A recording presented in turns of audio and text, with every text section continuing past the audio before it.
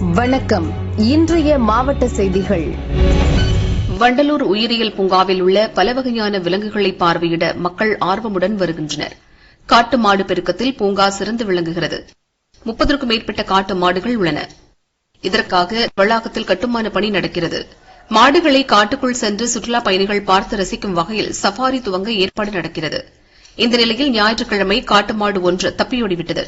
அனுபவம் இல்லாத ஊழியர் கேட்டை திறந்து மூடும்போது காட்டு மாடு தப்பியதாக கூறப்படுகிறது. இந்த அதிர்ச்சி சம்பவம் குறித்து பூங்கா நிர்வாகம் விசாரிக்கிறது. காட்டு மாடை தேடும் பணியும் தீவிரப்படுத்தப்பட்டுள்ளது. 2 வாரங்கள் முன்புதான் அனுமன் குரங்குகள் சில தப்பியோடின. தேடுதல் பணிக்கு பிறகு 2 குரங்குகள் மட்டும் மீட்கப்பட்டன.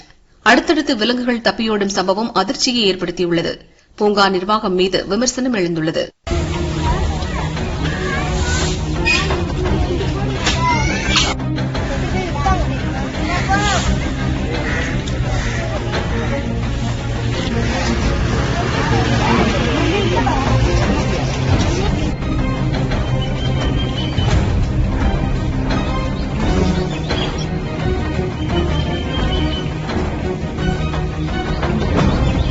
சிவகங்கை மாவட்டம் திருப்பத்தூர் அருகே நெற்குப்பையில் 500 ஏக்கர் பரப்பளவில் பெரிய கண்மாய் உள்ளது.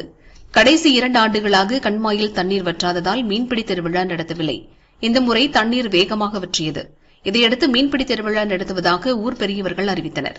அதன்படி இன்று திருவிழா நடைபெற்றது. பெரியவர்கள் கொடியசைத்ததும் ஊர் மக்கள், சுற்றுவட்டார பகுதி மக்கள் கூட்டம் கூட்டமாக கண்மாயில் இறங்கினர். ஜிலேபி, விரால், கட்லா போன்ற மீன்கள் கிடைத்தன. அதிகபட்சம் 10 கிலோ வரை மீன்கள் சிக்கியதால் மக்கள் மகிழ்ச்சி அடைந்தனர். மூட்டை கட்டி மீன்களை கொண்டு சென்றனர்.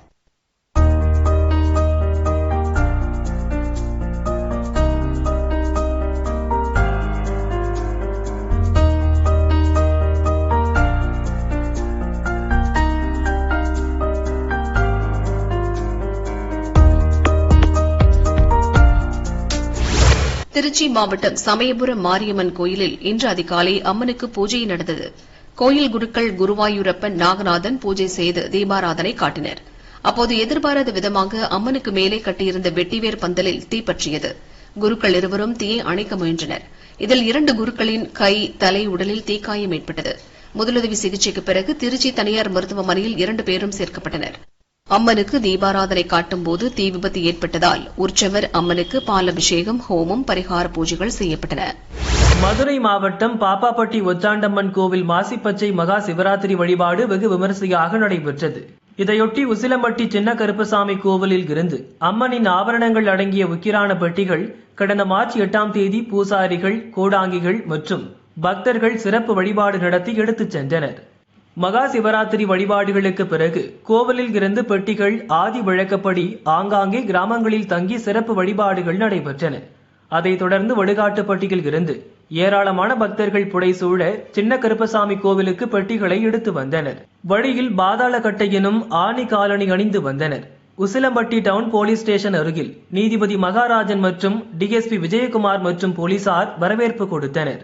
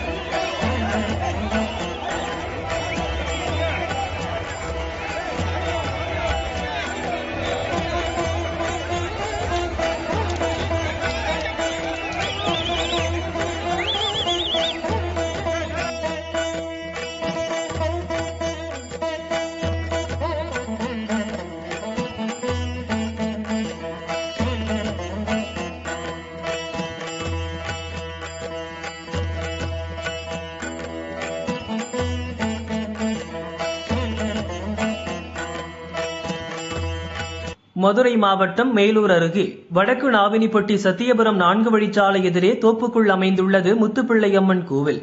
இலந்தை மரத்தடியில் அமைந்திருக்கும் இந்த கோவிலில் ஆண்டுதோறும் சிவராத்திரியை முன்னிட்டு மாசி கௌரி விழா கொண்டாடப்பட்டு வருகிறது.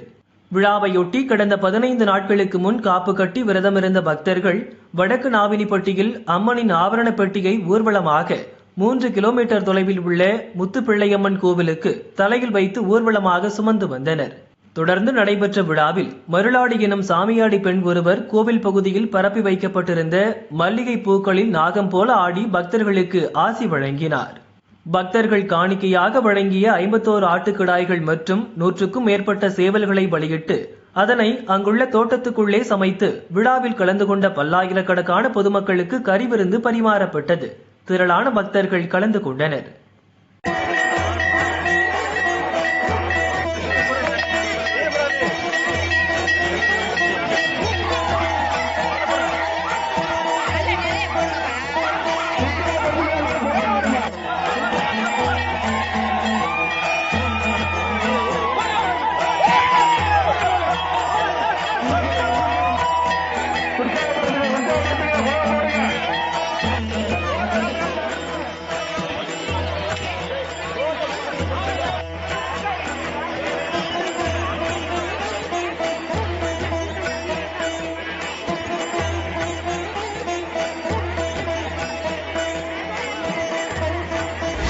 Kovai pitch burner sports foundation சார்பில் ஆண்டுதோறும் கார்ப்பரேட் கிரிக்கெட் போட்டி நடத்தப்படுகிறது. அதிலிருந்து திரட்டப்படும் நிதியை மாற்றுத்திறனாளி விளையாட்டு வீரர் வீராங்கனைகளுக்கு உதவ பயன்படுத்தப்படுகிறது. இதன் 6ஆம் ஆண்டு போட்டி கடந்த பிப்ரவரி 3ஆம் தேதி முதல் மார்ச் 10ஆம் தேதி வரை நடந்தது. இப்போட்டியில் பல்வேறு கார்ப்பரேட் நிறுவனங்கள் பங்கேற்று போட்டியிட்டன. இதில் இக்னைட்டர்ஸ் அணி முதலிடத்தையும் வெர்டிகல்ஸ் அணி 2ஆம் இடத்தையும் பிடித்தன. தொடர்ந்து மாற்றுத்திறன் வீரர் வீராங்கனையினரை ஊக்கப்படுத்தும் விதமாக பார்வையற்றோருக்கான கிரிக்கெட் போட்டி நடத்தப்பட்டது. இதில் தமிழகம் மற்றும் கேரளா அணிகள் பங்கேற்றன. இதில் கேரளா அணி வெற்றி பெற்றது. பரிசளிப்பு விழாவில் கார்ப்பரேட் அணிகளுக்கான போட்டியில் வெற்றி பெற்றவர்களுக்கு ரொக்கம் மற்றும் கோப்பை வழங்கப்பட்டது.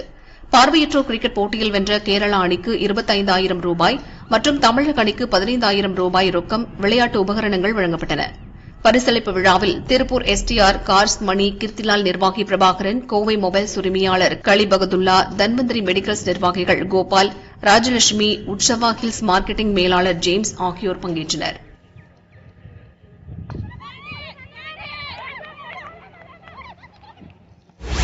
காரைக்குடி நகராட்சி 31வது வார்டில் உள்ள குமரன் தெரு, சிதம்பரனார் தெரு, முனிசிபல் தெரு, அம்பேத்கர் தெரு உள்ளிட்ட பகுதிகளில் சீரான குடிநீர் விநியோகம் நடக்கவில்லை.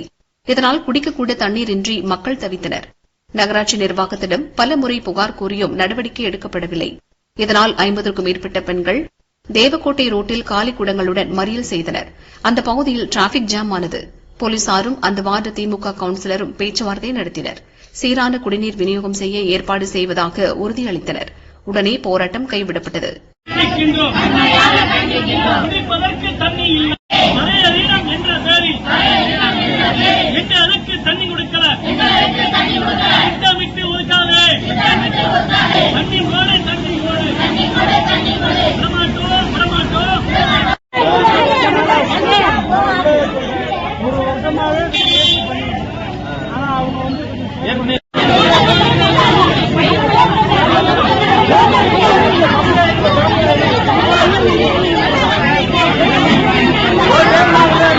தஞ்சாவூர் மருதுபாண்டியர் கல்வியியல் கல்லூரியில் பட்டமளிப்பு விழா நடைபெற்றது. சென்னை ஐஐடி இயக்குநர் காமகோடி கலந்து கொண்டு 300 மாணவ மாணவிகளுக்கு பட்டங்களை வழங்கினார். பின்னர் செய்தியாளர்களை சந்தித்தார்.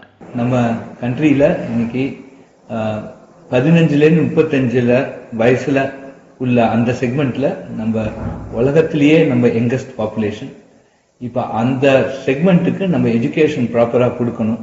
அப்படி கொடுக்கலன்னா we may become most uneducated country. அதனால அந்த காரணத்துக்காக தான் இப்ப பல விதத்துல நல்ல எஜுகேஷனை கொண்டு போய் சேர்க்கறதுக்கு குறிப்பா ரூரல் இந்தியால, அதாவது tyre 2 tyre 3 cities plus rural இந்தியால இதை போய் சேர்க்கணும் அப்படிங்கிறது ஒரு பெரிய ஒரு கடமை.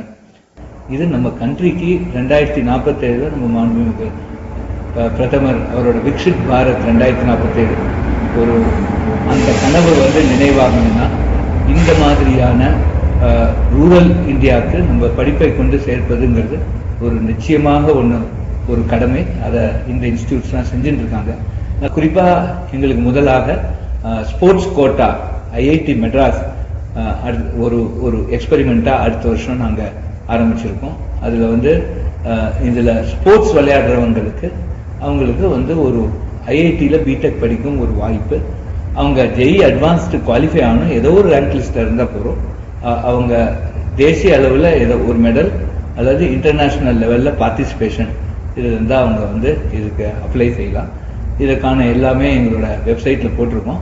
அது வந்து யாரெல்லாம் ஸ்போர்ட்ஸில் இன்ட்ரெஸ்ட் இருக்காங்களோ அவங்க அதை பார்த்து இந்த வருடம் வரும் வருடங்களில் இது தொடரும் நிச்சயமாக. அப்புறம் இன்னைக்கு ஏஐ டேட்டா சயின்ஸ் இது வந்து ரொம்ப பெருசா போயிட்டு இருக்கு. அதுல இப்ப வந்து ஏஐங்கிறது ஒரு பெரிய விஸ்வரூபம் எடுத்திருக்கு. இது வந்து கம்ப்யூட்டர் சயின்ஸோட ஒரு பார்ட்டா இருந்த ஒரு காலம். நாங்கெல்லாம் படிக்கிறது இது கம்ப்யூட்டர் சயின்ஸ்ல ஒரு சப்ஜெக்ட். இன்னைக்கு ஏஐங்கிறது ஒரு பெரிய மார்க்கெட் எக்கனாமி சேஞ்சர் ஆயிருக்கு. பல துறைகள்ல ஏஐ வந்திருக்கு. குறிப்பா ஏஐ கம்ப்யூட்டர் சயின்ஸுக்கு ஒன்றே இல்லை, chemical for example, chemical, health, இது மாதிரி ஸ்மார்ட் சிட்டிஸ், இது மாதிரி பல துறைகள், அக்ரிகல்ச்சர், இது மாதிரி பல துறைகள்ல ஏஐ இப்ப பெரிய லெவல்ல எடுத்துட்டு இருக்கு. ஐஐடி மெட்ராஸ் பொறுத்தவரையில் அடுத்த இயர்ல ஒரு உலகத்திலேயே முதல் முறையாக ஒரு ஏஐ அண்ட் டேட்டா அனாலிட்டிக்ஸ் ஒரு கோர்ஸ் இன்ட்ரோடியூஸ் பண்றோம். இதுக்கு admission will be JEE advance மூலமா அதுக்கு அட்மிஷன். அந்த BTech AI and data analytics அது ரொம்ப நல்ல கோர்ஸ். அது மாதிரி இது மட்டும் யாரும் இந்த மாதிரி ஒரு கோர்ஸ் நடத்தினதில்லை. இந்த மாதிரியான ஒரு சிலபஸ் போட்டு அதை அடுத்த வருஷத்துலேருந்து ஜூலை 2024 அட்மிஷன்லேருந்து அதை ஆரம்பிக்க போறோம். அது வேலை வாய்ப்புக்கும் சரி, மேல ஆராய்ச்சி பண்ணுறதுக்கும் சரி, ஸ்டார்ட் அப் ஆண்டர்பிரினர்ஷிப் இதெல்லாம் பண்ணுறதுக்கும் அது ரொம்ப உபயோகமா இருக்குங்கிறது என்னோட நம்பிக்கை.